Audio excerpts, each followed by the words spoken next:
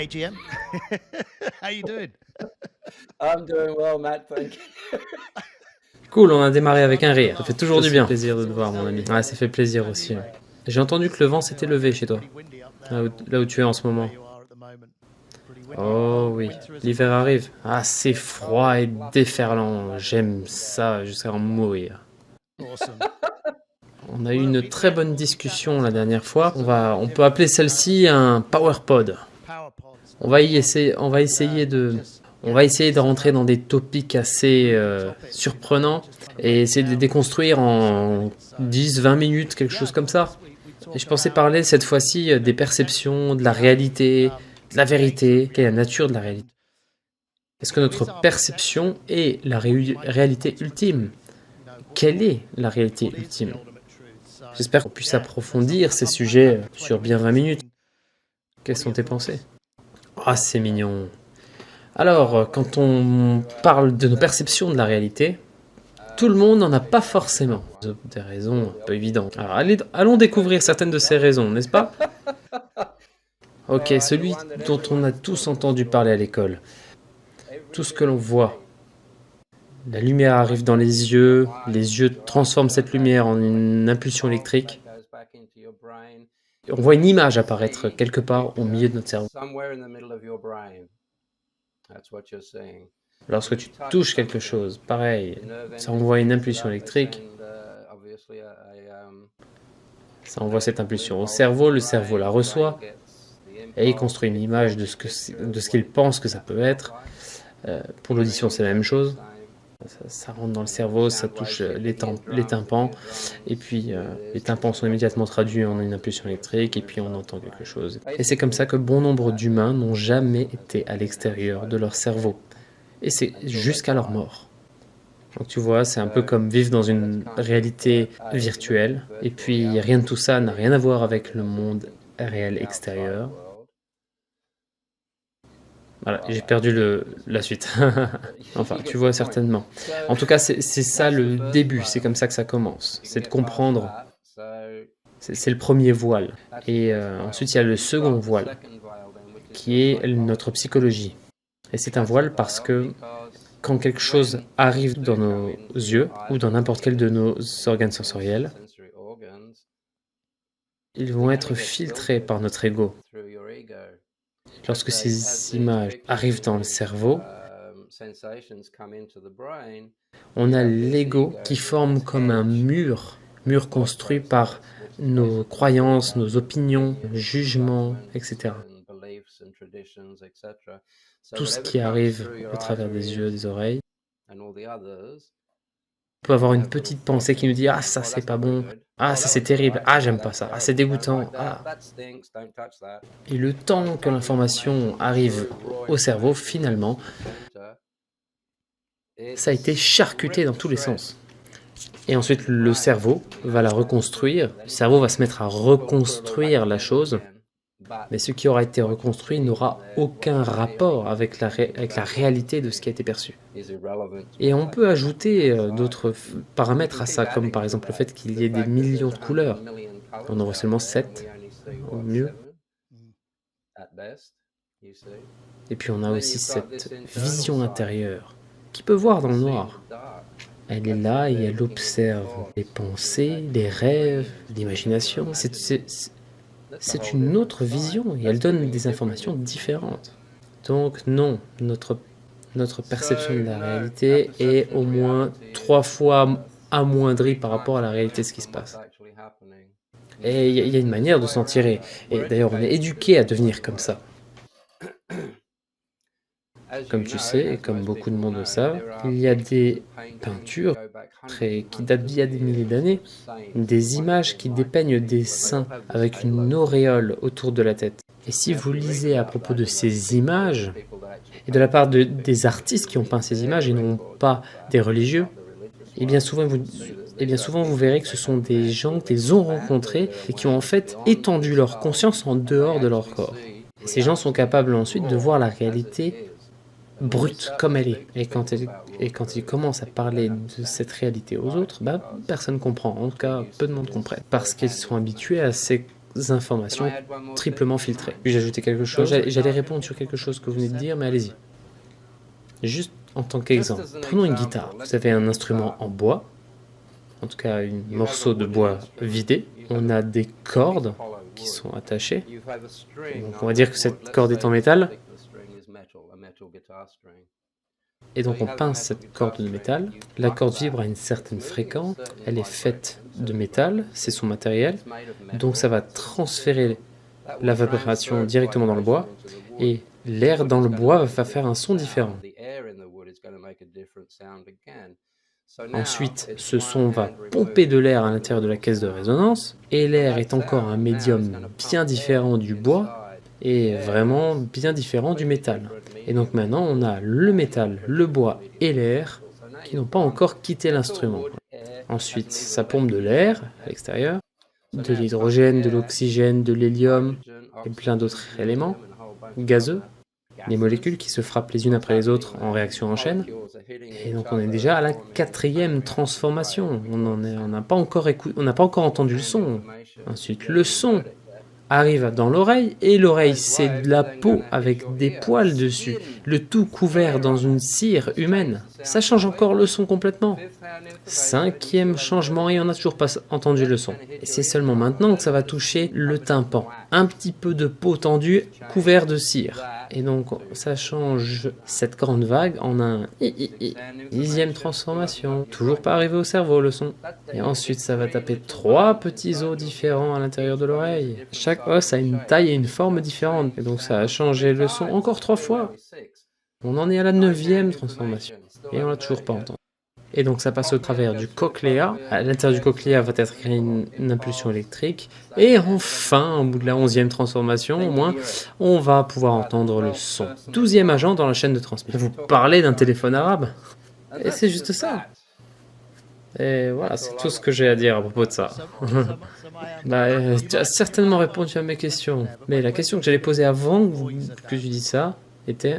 Lorsque tu parlais d'une personne capable de voir la réalité ultime, tu l'as décrit d'une manière vraiment déconstruite et matérialiste, scientifique. Et si c'est ça, la réalité ultime, l'analyse de finalement la physique derrière, si on était capable si on était capable d'écouter à chacun de ces événements, ce serait une sorte de cauchemar en fait, de pouvoir écouter la réalité ultime. Parce que, bon, on a analysé cette réalité. Est-ce que c'est à propos d'être assez présent pour être plus conscient de ces réalités que vous venez juste de décrire? Oui, parce que pour une personne qui joue de la guitare, la dernière chose qu'elle a envie de faire, c'est de penser à tout ce qui est en train de se passer actuellement sous ses doigts. Parce que ça ferait que provoquer une espèce de tourbillon mental. Est-ce qu'il y a une manière d'observer ce que vous venez de dire, une espèce d'état de présence qui amène de la clarté sur ce que c'est que cette réalité ultime? Pour une personne normale ou pour quelqu'un qui a déjà pratiqué? Oui, alors la question c'est pas vraiment est-ce qu'il y a des gens qui l'ont fait, mais plutôt est-ce que les gens peuvent le faire, peuvent y arriver? Donc que devrait faire la personne moyenne pour approcher un état de perception qui, au-delà du chaos, permet de percevoir la réalité? Ce chaos qu'on vit à l'intérieur, dans nos pensées, dans nos différents sens. La seule raison pour laquelle le spectre humain est ainsi, c'est parce qu'on n'a jamais appris, parce qu'on n'a jamais dit, on n'a jamais été encouragé à étendre notre conscience. On ne nous a rien dit, personne n'en parle, certainement parce que ça ne peut pas se localiser, ça ne se voit pas, ça ne vieillit pas. Quand on y pense, à partir du moment où on est, notre corps vieillit, on prend des rides, les cheveux deviennent gris, les yeux ne voient plus aussi bien qu'au début. Mais la conscience de toutes ces choses n'a pas changé depuis qu'on est né. Et c'est un peu la part de nous qui ne vieillit jamais, et ça c'est merveilleux. Mais comme toute chose, si on n'utilise pas, ça s'atrophie. Et c'est ça le problème, c'est trop atrophié. C'est très facile de s'étendre au-delà du crâne et de revenir. Si notre conscience est aussi forte que notre volonté, si cette envie de s'étendre est aussi prononcée que la faim nous pousse à aller manger, et puis si c'est développé aussi en équilibre avec le reste de nos autres facultés, tout le monde serait capable de s'étendre, de ressentir la réalité telle qu'elle est, et de revenir ensuite dans le corps Ça s'appelle Ebbing and Flowing. Les écoles de mysticisme ont un nom pour ça, parce que ce scénario est réel. Ou si vous voulez un biceps plus gros, il faut l'utiliser. Sinon, on va terminer avec un petit morceau de viande qui pend du bras. Et donc, on commence à porter du poids lourd pour faire de l'exercice à ce bras. Et puis, petit à petit, ça va grandir en force et en taille. La conscience, c'est la même chose. Mais quand était la dernière fois que vous êtes allé sortir dehors 1 heure pour entraîner votre conscience ? Je ne connais personne qui fait ça en dehors de mon monde. Pourtant, il y a aussi plein de monde qui vont aller transpirer pendant 2 heures en salle de gym, transpirer comme un cochon, mais c'est une bonne chose pour le corps. Mais vous ne le faites pas pour l'une des facultés les plus importantes, qui est conscience. Tout le monde peut le faire. Juste commencez-vous à vous entraîner. Au travers de la méditation, c'est ça.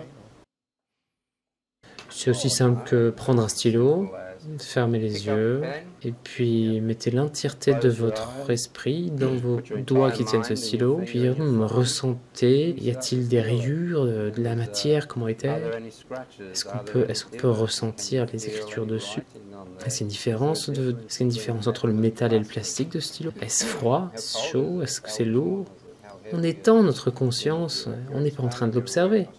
On utilise ici une seule faculté qui est le tactile. Mais on met toute notre conscience sur cette faculté et ce qui se passe. Lorsque vous marchez dans la rue ou dans la forêt, mais soyez conscient de ce que vous pensez et soyez conscient de ce que vous ressentez. Qu'avez-vous pensé pour ressentir ce que vous êtes en train de ressentir là maintenant? Et qu'avez-vous ressenti pour penser ce que vous êtes en train de penser là maintenant?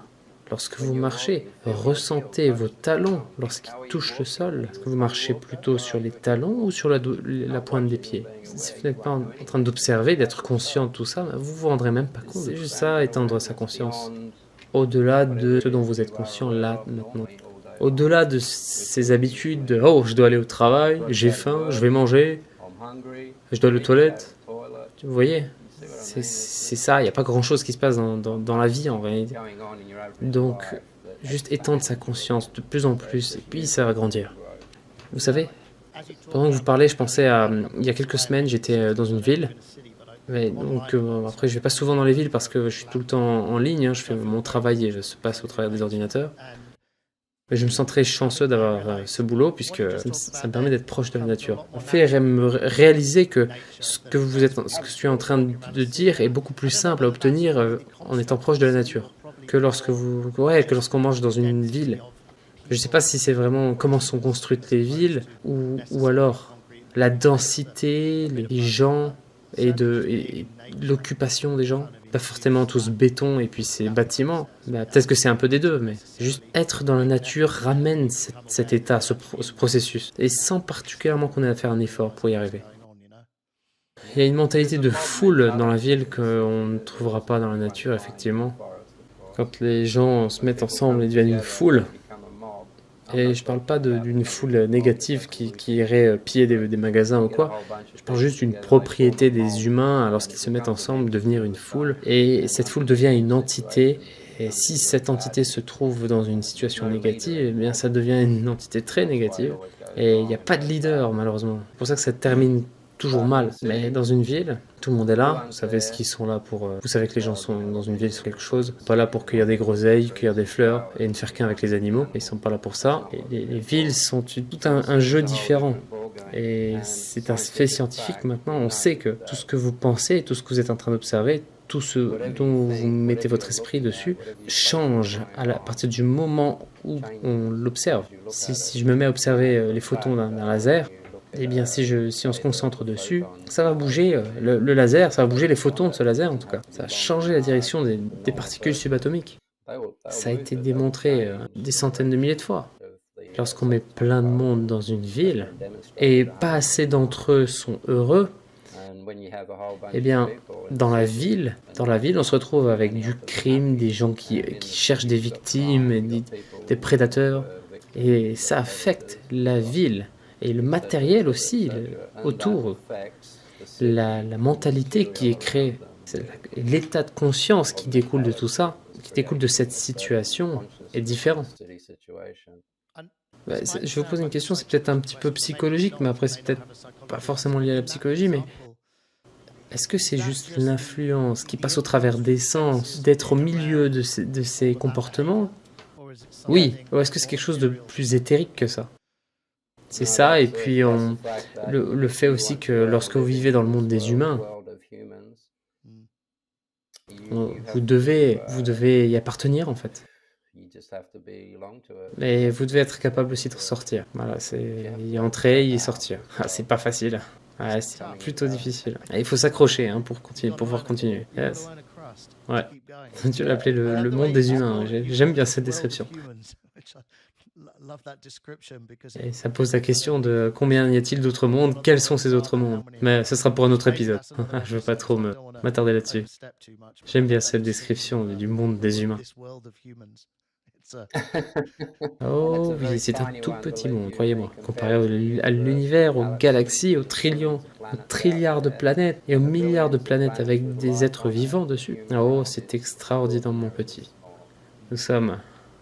Notre croyance de ce que nous sommes et de ce qui existe est très loin de la réalité des choses. Mais je vais laisser ça ici. Je vais poser ça là. Mais je vais juste poser ça là.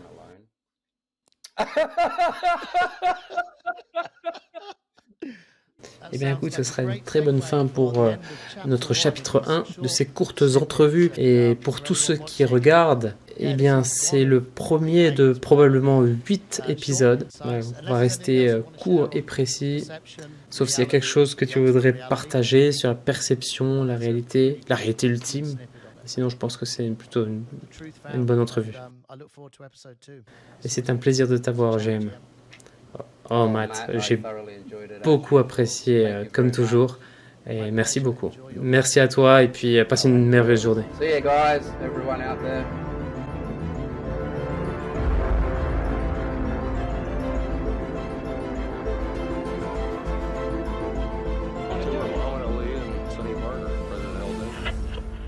This is 1095.